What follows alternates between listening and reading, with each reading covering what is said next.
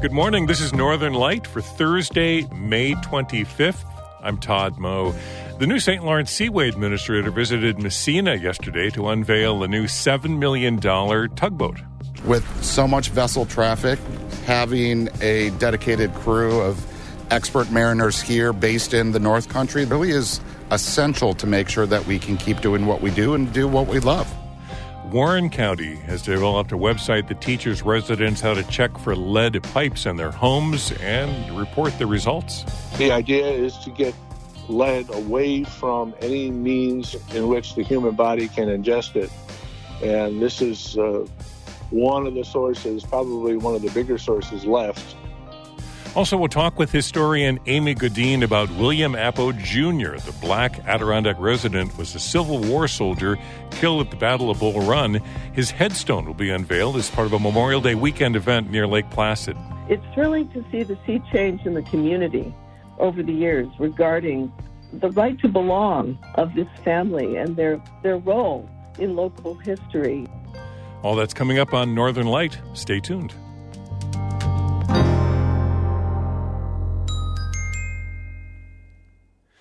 Broadcast of Northern Light here on North Country Public Radio is supported by Cronin's Golf Resort, a regional destination for golf, dining, and lodging in the Southern Adirondacks. Details at cronin'sgolfresort.com and AdirondackExplorer.org and the Adirondack Almanac.com, seeking solutions to the Adirondack Park's challenges in print and online.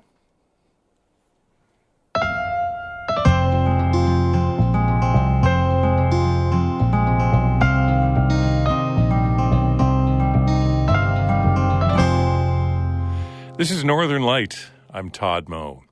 The U.S. is inching closer to a potential default on its debt. Speaking in the Finger Lakes on Wednesday, Senate Majority Leader Chuck Schumer said a default would be devastating. It would make our IRAs be worth less. It would raise the cost of everything. So we have to avoid default. Schumer says bipartisan talks are happening between Speaker Kevin McCarthy and President Joe Biden, saying a default would be the worst alternative. The way to get this done is to have a bipartisan solution, and I'm working hard to do everything we can to avoid default. That would be terrible. A bipartisan solution, it's not going to have everything everybody wants, but it's a lot better than default. Treasury Secretary Janet Yellen has warned that the United States could run out of money as early as June 1st. That's a week from today. 2 more North Country counties have declared states of emergencies amid an influx of migrants into New York City. Franklin and Warren counties issued the states of emergencies this week, following St. Lawrence County, which declared one last week.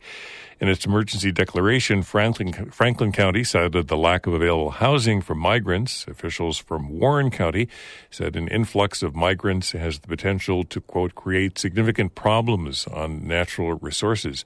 Declaring a state of emergency allows counties to access state or federal resources if those counties experience financial impacts from the migrant crisis.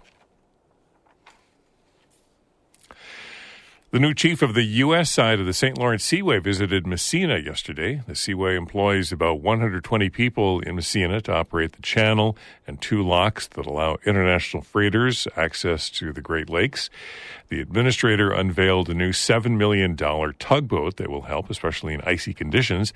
As David Summerstein reports, officials hope its launch goes better than the last new Seaway vessel. Welcome aboard, gentlemen. Welcome to the Seaway Trident. I'm Adam Tyndall Schlicht. It's a rainy day, and Seaway Administrator Adam Tyndall Schlicht holds a big umbrella and welcomes journalists onto the deck of the St. Lawrence Seaway's new tugboat, the Seaway Trident. Up ahead of us, a giant freighter squeezes through the Eisenhower lock, just inches from the lock wall on either side. With so much vessel traffic, having a dedicated crew of expert mariners here based in the North Country that know how to operate the Seaway Trident and our other fleet of vessels really is essential to make sure that we can keep doing what we do and do what we love. More than 4,000 vessels sailed through the Seaway last year, but overall tonnage was down 5%. As the new head of the St. Lawrence Seaway Development Corporation, appointed last November, Tyndall Schlicht will be in charge of getting that number back up. He says he was recently at a global trade conference in Munich with Great Lakes port directors to drum up business. Unwrapping and unleashing what is a lot of potential still for our system. I believe that the Great Lakes Seaway system is a necessary and critical relief valve, especially in times of supply chain duress around the world. Tyndall Schlicht says these locks in Messina could handle double the traffic if it comes. The Trident just arrived 2 weeks ago. Captain Paul Braden guides me up the stairs to the wheelhouse. It literally has that new tugboat smell still. One of the Trident's new features is it has blades that can shave ice off the lock walls at the frigid beginning and ends of the Seaway season in March and December, Braden says. Basically, the temperature drops below zero, and anytime you raise and lower the water, you'll have ice forming on the lock walls.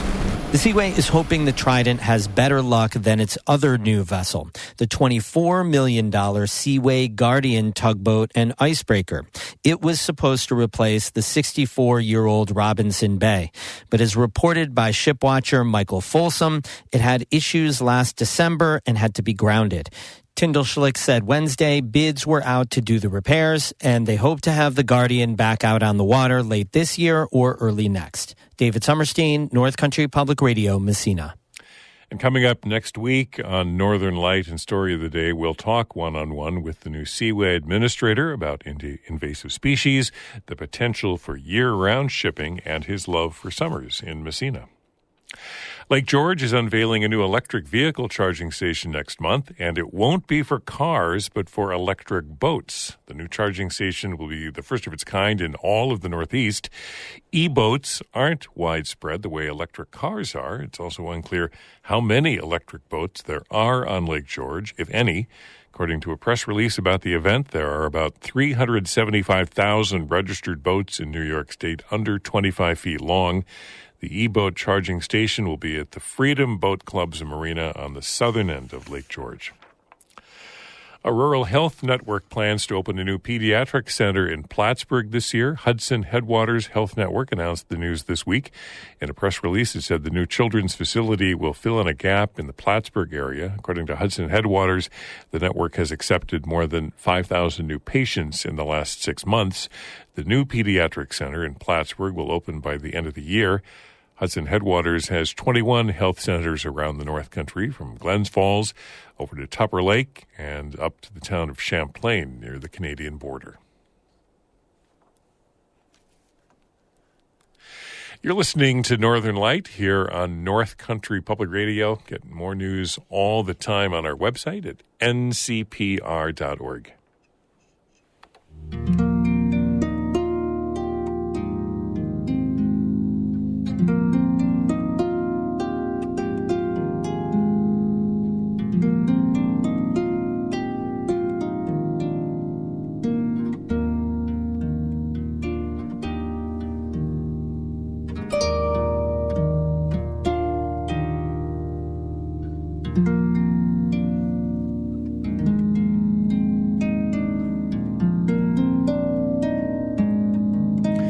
Time is coming up on 9 minutes past 8.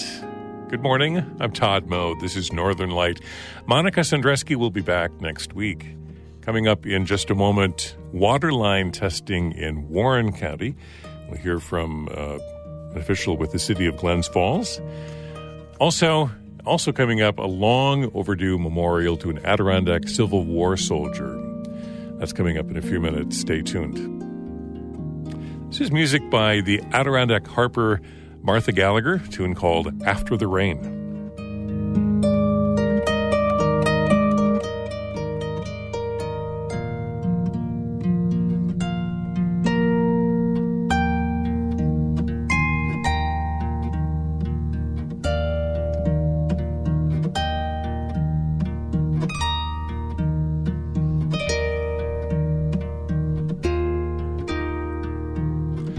Listen to more of Martha's music. It's part of our Underscore project at ncpr.org/underscore. Northern Light is supported by Gray & Gray & Associates, CPAs, an accounting and financial services firm in northern New York with offices in Canton, Potsdam, and Spring Hill, Florida, graycpas.com, and by Rickert Environmental in Keene, New York, keeping Adirondack water clean by providing DEC and APA permitting services to landowners. Learn more at rickertenvironmental.com. We all know that exposure to lead in our drinking water can be dangerous. The effects can range from slowed growth in children to brain damage to increased blood pressure in adults. The federal government is requiring municipal water systems across the country to inventory the presence of lead in their service lines by October 2024. Don Colts with the city of Glens Falls says municipalities have to check their portions of the system. We're out there looking at not only the mains themselves, but the service lines that go from the main to the curb box to the house. And if we find any lead pipe in there, we're going to remove it.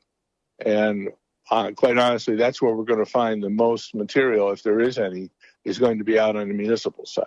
Warren County has set up a website that teaches residents how to check the water lines inside their homes for lead pipes and report their results. Don Colts told our Champlain Valley reporter, Kara Chapman, they can also use the site to ask for help. You can take a picture of what you find and submit it to the website. On the website, it'll have a list of directions to get to your community, and you can send that into the website, which will be directed, in our case, to Glens Falls, and we can take a look at it and help determine what kind of material it is. And even if we can't from the picture, we'll make an appointment and have one of our representatives come to the home and verify whether it is or isn't lead or what material it might be. If lead is found, what happens then? Like, what's the responsibility of the homeowner, the municipality, to address the issue? The municipality is responsible under the EPA guidance to remove any lead material piping that they find from, including the mains, right up to the wall of the basement of the home, up to the meter. So on the inside of the home, it only goes as far as the meter. If there is any lead pipe found in there, the municipality will schedule and remove any lead pipes that are found. On the homeowner side, that becomes the homeowner's responsibility to have that replaced. To me, that's rather rare that you would find lead pipe in a home, but generally, if it is to be found, it's probably going to be in an older home, and I'm talking circa 1900, if they were using it then. Generally, you'll find galvanized pipe in that era. Don, I'm wondering if you can talk about why this is important. Why do we need to identify where lead is still present and remove it? Through the understanding of all the work that's been done by the EPA, the Environmental Protection Agency, they've done a lot of work on lead in the human being. And they have found over time that lead sticks with us. It's not one of those things that we ingest and we can get rid of. And it has a detrimental effect on the human body, especially we're concerned with lead in children and affecting their brains. There are other sources for kids to get ingest lead. We've heard many times of children chewing on lead-based paint on the windowsills or those kind of things. And the idea is to get lead away from any means in which the human body can ingest it.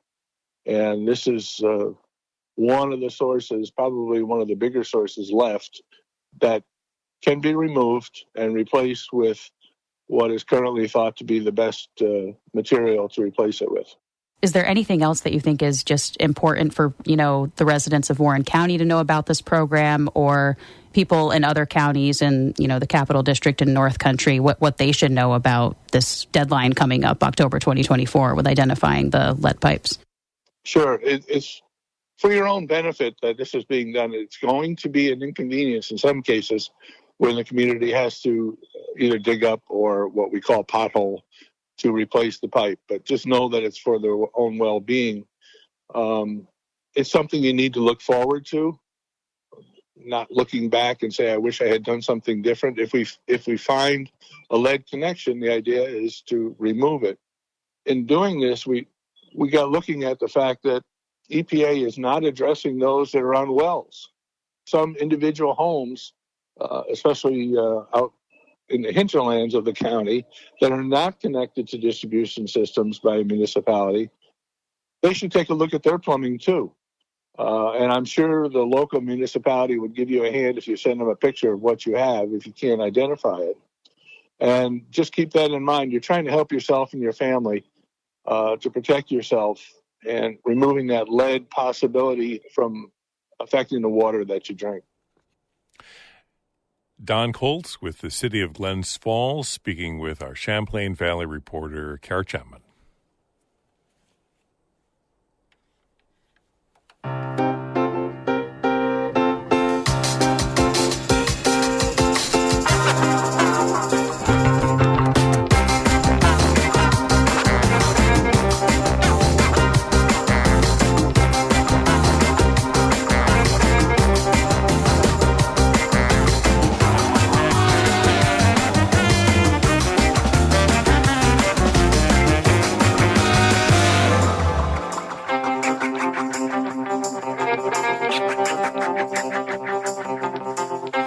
You're listening to Northern Light here on North Country Public Radio. I'm Todd Moe, and Monica is back next week. Thank you so much for joining us. It's 8:17.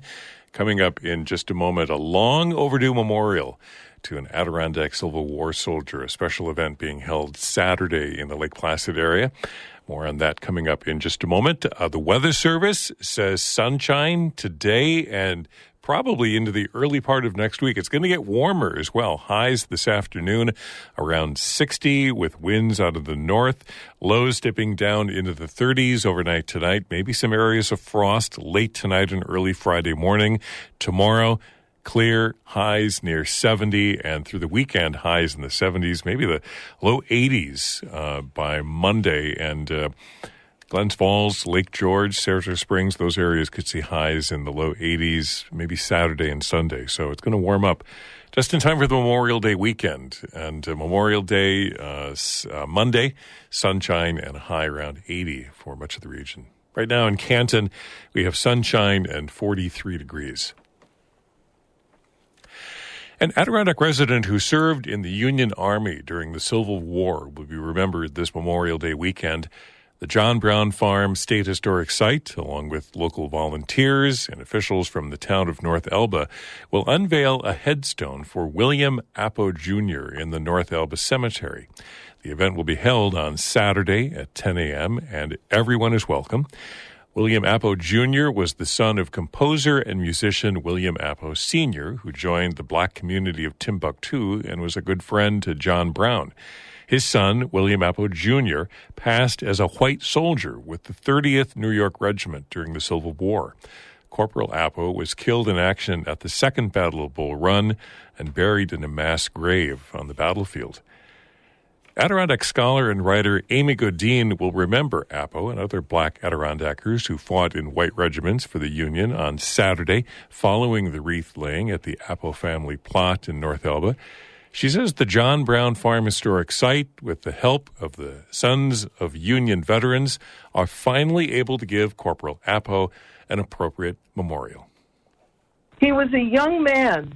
We know not a lot about him. We know much more about his family, his siblings and his mother and his father than we do about him. But we do know he grew up in Philadelphia, Burlington, New Jersey. At some point around 1860, he moves to North Elba, where his father is living, in a remote frontier town in the Adirondack region. And that's another story, but I'll answer that one next. And from North Elba, this man who's mixed race registers with the list of volunteers from that town for the Civil War, for the Union Army.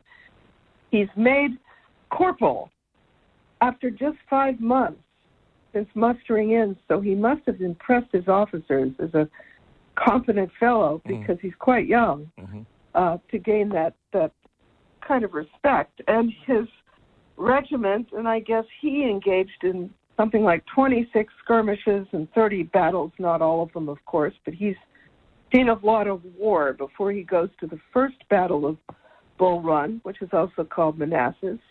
And there are other battles. And then he returns to Bull Run with the Army of Virginia in 1862 in late August.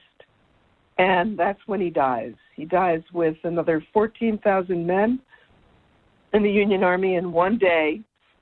There are 60,000 Union men who fight in that battle, and 14,000 die in a day. It's quite catastrophic. His remains are never found. He never comes back to North Elba. But much later, his father decides to put a marker next to his own gravestone to commemorate his son and his son's sacrifice. It simply says, William Appo. There's no mention of his service at all. So his family basically puts together a small stone for the family plot in the Adirondacks. That's right. And that's the only marker that signals his presence. There's nothing that acknowledges his service in the war and his sacrifice until a local man named Charles Thomas, and I know very little about this guy. He's long deceased, but he does put up a marker in 2001, and it's a GAR marker and identifies him as a Union veteran. That's the first identification. It takes that long. And the town historian objects to this because his physical remains aren't actually under that stone. So I checked it out with the GAR headquarters in Baltimore, and they said, no, that's not really a law or a regulation. There's a lot of flexibility on that point. So in this past year or two, we've seen some action to finally bring this young martyr some recognition for what he did. It's a moving story. It's the story of a million people, of course, but it's our story in the Adirondacks, and it's a good one. And I'm thrilled to see him recognized this way. Amy, you've done a lot of research on Timbuktu and African Americans and the black community in the Adirondacks. And William Appo Jr.'s father was who? One of the early settlers? Well, he was a settler, but he wasn't one of the grantees. The story, in a way, begins in 1848 when William Appo Jr.'s father, who's also William Appo, writes to a black activist who's working with a white abolitionist named Gerrit Smith to identify 3,000 black men in New York State who will gain a piece of land in the Adirondack region. The acquisition of land will help black male New Yorkers vote. From 1821 or so to 1870, black men in New York State could not vote unless they could prove they owned $250 worth of real estate. This is a restriction, an exercise in voter suppression early on. William Appo was never able to qualify for one of these free land gifts because he lived out of state. He was in Pennsylvania, and also because he had money of his own. He was a very successful musician. He had the means to buy land, and so he bought 148 acres right in North Elba near the early settlement of Timbuktu, which was one of the first settlements that Gerrit Smith's land philanthropy enabled. William Appo comes by himself, and at first it's more of a summer home for him, and then he moves there, I think, a little more permanently when he marries a local woman, the daughter of his neighbor, a little later on. And I think his son comes to join his father, partly, too, to support his effort to support this community. I don't think it's an accident that he winds up in his father's cabin or home in North Elba, and from there he enlists with the Union Army. It's possible that the North Elbans who were already there admired William Appo. He was teaching music to their children, and he was buying land when others couldn't afford to buy any, and he was committed to the community, so they might have partly shown their respect for his son by giving him a pass as far as enlisting goes, because he was known to be the son of black people. And it was not permissible at that time for non-white Americans to serve in the Union Army. But there were a lot of black men who did, all the same. And what worked in William Apple Jr.'s favor was his lighter complexion, of course, as it did for all the other black Adirondackers who were able to enlist in white companies. Amy, I just want to remind listeners that your book, The Black Woods, Racial Justice on the Adirondack Frontier, is coming out later this year, and we'll talk further with you about that book when we get closer to the release date. But take just a minute and, it's Memorial Day weekend, and a proper tribute to a local Civil War veteran is happening on Saturday. It's so belatedly, and we're so glad that we finally have an opportunity to do this, that the town is on board with this. The last time that a local approached town authority to do this, he was cut right down. That was Charles Thomas, who I mentioned, who wrote the town, who was reproached by the town historian for being completely out of bounds, for putting a GAR symbol at his grave, a post. And the town's reaction this time has been completely the opposite of that. It's been welcoming and excited and enthusiastic. Not only is the town supporting this effort, but they're also going to repair and restore the obelisk, which honors William Appo's family and his black neighbors, the Epps family, who were his friends and in-laws eventually when he marries another time after his wife dies. So it's thrilling to see the sea change in the community over the years regarding the right to belong of this family and their role in local history and their great contribution to the Adirondack story. That's a thrill to me as a writer of the region. Happy to see that change. Yeah. I want to say to folks who might come to this, and it's open to one and all, the ceremony on Saturday morning, that after it I'll be talking more about black soldiers and about the Appo family and what they represented locally and their friendship with John Brown's family, which was very tight, after the ceremony at the grave in the Lake Placid Cemetery, which is the same as the North Elba Cemetery. And hope folks will come to both events. That would be super. Amy Godine is a well-known historian who has researched and documented black history in the Adirondacks. She's the author of the new book, The Black Woods, Racial Justice on the Adirondack Frontier, which will be released in November. And as she mentioned, she is the curator of the Dreaming of Timbuktu exhibit in the Upper Barn at the John Brown Farm State Historic Site in Lake Placid. She'll give a lecture on Saturday following the wreath-laying Saturday morning at 10 o'clock at the Appo family plot in the North Elba Cemetery. And everyone is welcome to both events. We have more information on our website at ncpr.org. Time now is 28 minutes past 8, and you're listening to Northern Light on this Thursday morning. I'm Todd Moe. Thank you so much for joining us. We're back to more of Morning Edition coming up in just a moment. I do want to mention a couple of events coming up at the Paul Smith College Vic. The Great Adirondack Birding Celebration will be coming up on next week, June 2nd and 3rd. That's at the Paul Smith College Vic. Opportunity for celebrating birds in our region for beginners and longtime birders. It's a 3-day event designed to introduce birders of all ages and skill levels. And that's happening at the Paul Smith College Vic, the Great Adirondack Birding Celebration. And also coming up later in June, on Friday, June 9th, a concert. Music Over the Marsh at the Paul Smith's Vic. It's the Susquehanna String Band. Rick Bunting, Dan Duggan, John Kirk. Their band will be playing a great deal of music. 3 very talented musicians. The Susquehanna String Band, Music Over the Marsh at the Paul Smith's Vic. Coming up on Friday, June 9th at 7 in the evening. That's it for Northern Light on this Thursday, the 25th of May. More of Morning Edition coming up in just a moment. Thank you so much for listening. Monica is back next week. I'm Todd Moe. Be well.